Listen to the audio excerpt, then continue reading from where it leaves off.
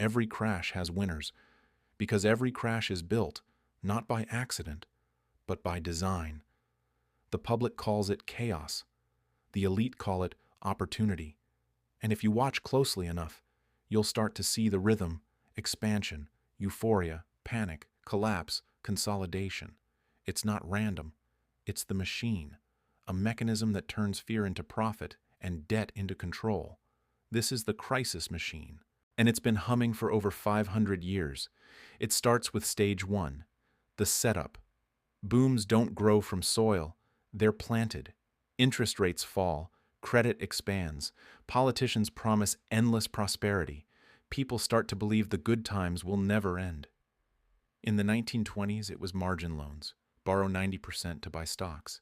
In the 2000s, it was subprime mortgages, buy homes you can't afford.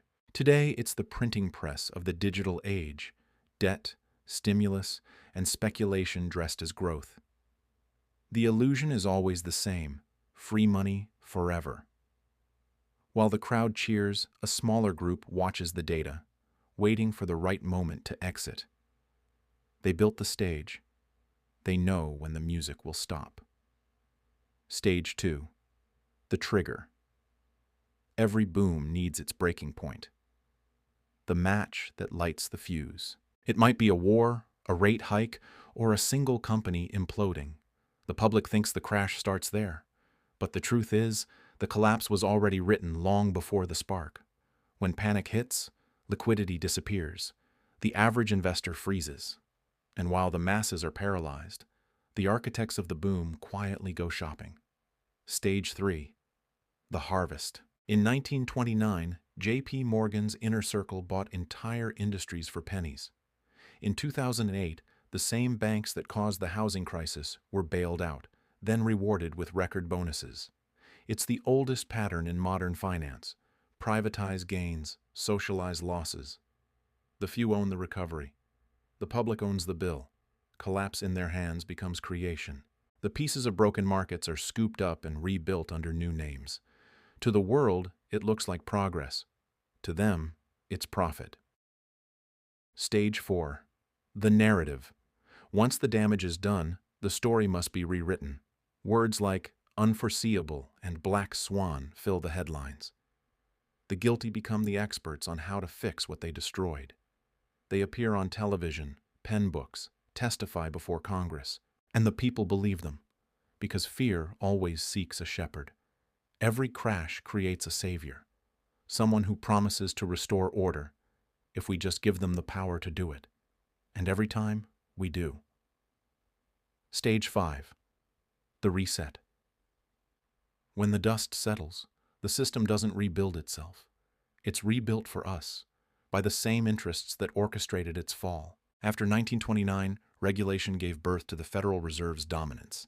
After 2008, too big to fail banks grew even bigger. Each crisis ends with fewer competitors, fewer choices, and more centralization. The free market dies quietly, not from failure, but from design. What was once capitalism becomes corporatism, and what was once competition becomes control. That marks the first half of the pattern, how collapse begins and how the powerful capture the aftermath. But that's only half the machine. The rest of it, the modern half, is much more efficient, much more invisible, and far harder to escape. The machine didn't end in 1929. It didn't end in 2008. It evolved, faster, smarter, quieter. Crashes are no longer visible. They happen in code, in milliseconds, on servers hidden in glass towers. The new panic doesn't involve shouting traders. It's algorithms competing to sell first. And the new recovery isn't about rebuilding. It's about reinforcing control. Stage 6. The simulation of recovery. After every collapse, we get a miracle. Markets rebound. Confidence returns. Politicians celebrate. But the recovery isn't real. It's engineered. Central banks flood the system with new money. Debt grows larger than ever. The headlines say stability, but the foundation is hollow. It's not growth, it's sedation. Rome did it with bread and circus. We do it with credit cards and streaming services. The goal is the same: keep the crowd entertained long enough for the machine to reset. Then comes the export. When an empire's people stop believing, the system goes global. The machine lends to other nations, aid, development, rescue packages. But debt is a leash that never loosens. Interest becomes tribute, and the wealth of the world flows uphill. This is why globalism was never about unity. It was about scalability, the ability to replicate collapse across borders, to turn every economy into a cog. And now, we enter the digital age of collapse. The machine's newest form isn't gold or paper. It's data. Data is the new currency. Attention is the new oil. And fear is the new collateral. When banks failed in 2008, governments learned how to control panic. When social media rose in the 2010s, corporations learned how to control minds. And when digital currencies arrive in the 2020s, power will complete the circuit, control of money, markets, and thought in one seamless network. That's the modern crisis. Not the fall of banks, but the merger of finance and psychology.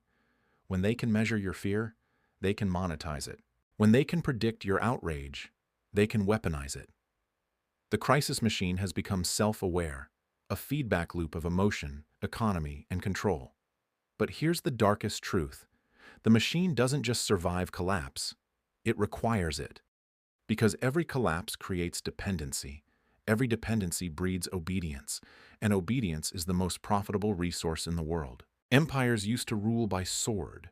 Now they rule by subscription. You don't need to force obedience when people auto-renew it. Still, every system has a limit. The gears can't spin forever. Debt becomes unsustainable. Belief becomes fragile. And the crowd, at last, begins to look up. When that happens, the cycle resets. A new technology, a new frontier, a new promise. This time, they'll say, it's different. But it never is. The same families, the same corporations, the same banks, rebuilding the same structure with a new name. So where are we now? We're in the late stages, stage 8, perhaps even stage 9. The point where control begins to feel permanent, where collapse no longer means destruction, but calibration. The next crisis won't be televised. It will be automated, a digital correction framed as progress. And when it happens, the same few who built the last crash will own the next beginning. Because the crisis machine doesn't die. It updates. Every empire feeds it, every generation forgets it, and every collapse refuels it. The only way to break it is not with revolution or regulation or rage, but with refusal. To stop believing that collapse is inevitable. To stop feeding it with fear. Because as powerful as it seems, the machine still runs on one thing: our faith in it. The moment that faith dies, so does the system. And maybe, just maybe, that's the real reset history's been waiting for. Soft orchestral close. Gears turning fade into silence. Next time, on The Lost Archives.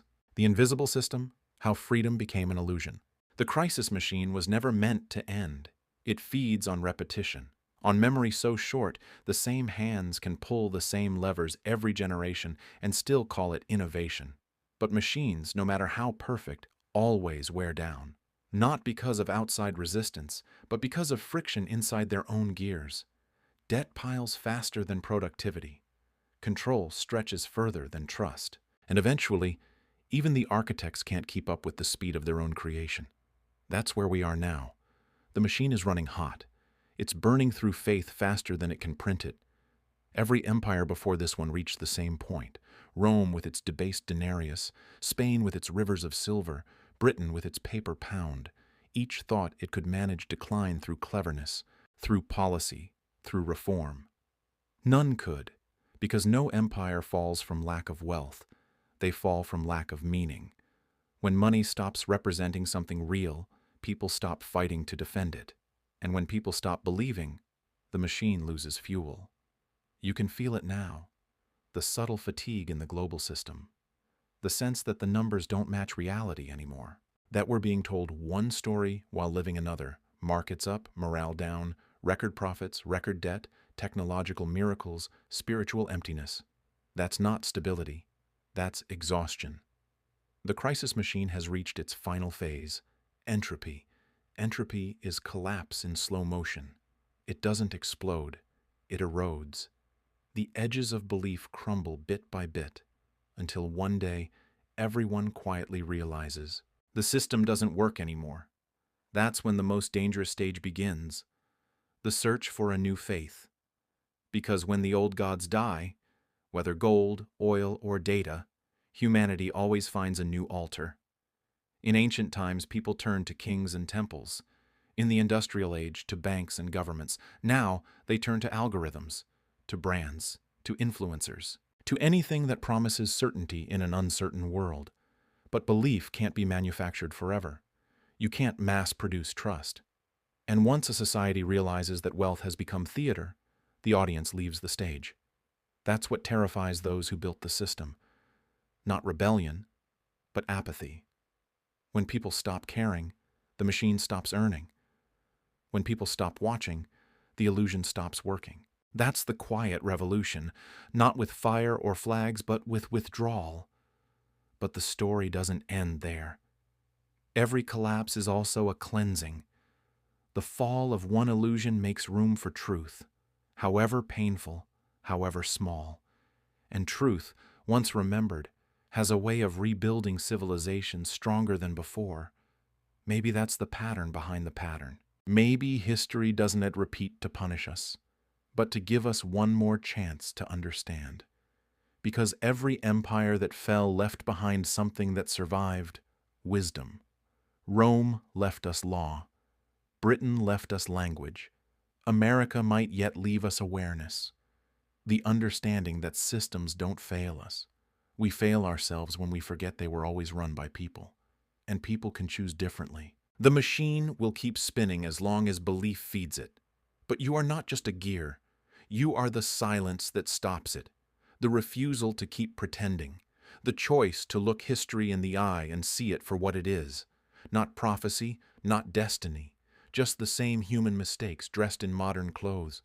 The machine isn't unbeatable. It's breakable. And maybe that's how every real revolution begins. Not with violence, but with understanding. Soft piano fades in. Slow, cinematic close.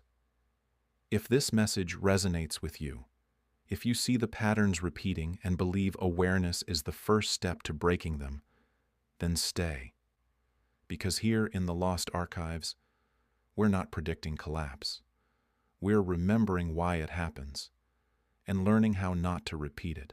Subscribe, share this with someone who still believes the system can't fail, and join us next time for The Invisible System: How Freedom Became an Illusion.